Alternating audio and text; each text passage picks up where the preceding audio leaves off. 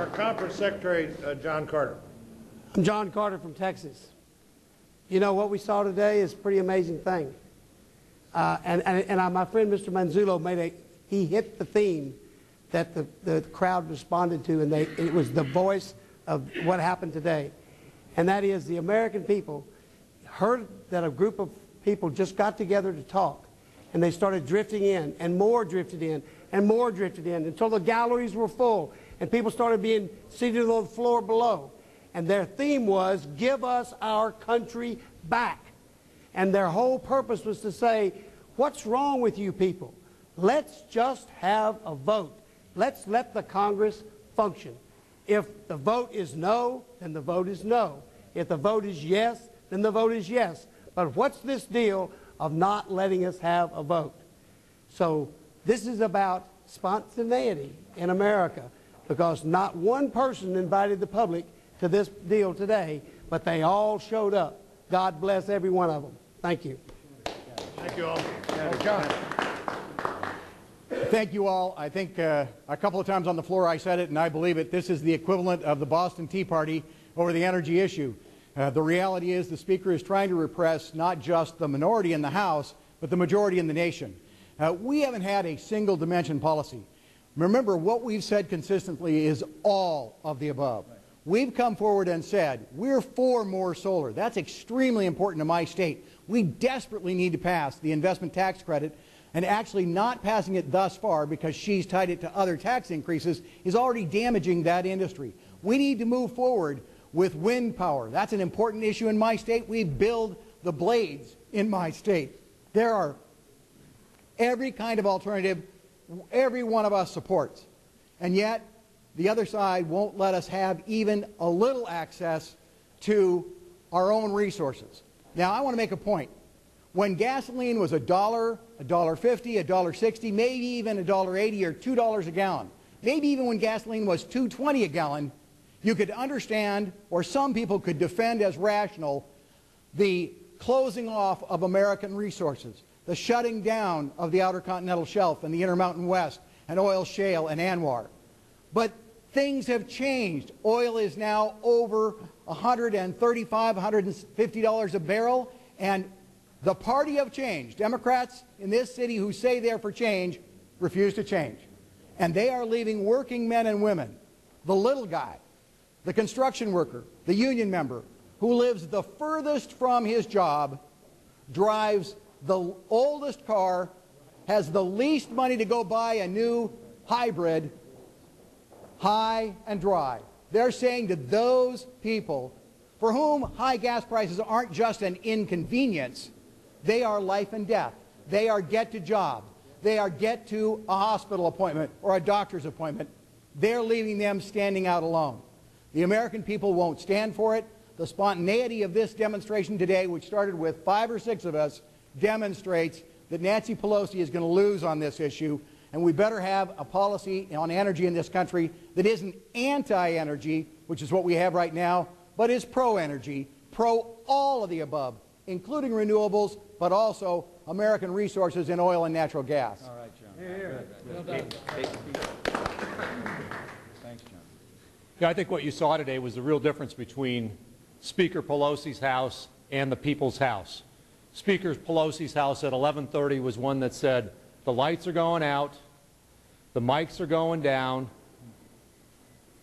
I'm going to kick the press out. That's right. You got to remember that at about 11:30, 12 o'clock, John Shadegg had to go into the press gallery to make sure that the doors weren't locked so that you couldn't watch what was going on the floor of the House. That is Speaker Pelosi's House. The real House is the one that was there today all afternoon for over 5 hours. The People's House, where we were talking to the people of America, talking to the people in the gallery, actually getting some questions and some comments from the people in the gallery, and carrying forward America's agenda. What we want to have now in the month of August is we want the People's House to come back to Washington and do the people's work. It's clear that the American people reject Speaker Pelosi's House, which is going on vacation for 5 weeks. So we call on either Speaker Pelosi or the President to call back the people's house and do the people's work. Great. Good. Anybody have any questions?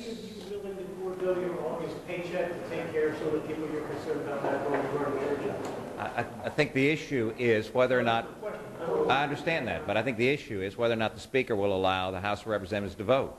If we had an opportunity to forego our paycheck and have it go directly to the coffers of the American people and allow them to purchase their own gasoline, then certainly. What we do back home, that is a foolish question. You're the ones who said it was a 5-week vacation. You're not doing any work. That's why we're here. We are here. We are here.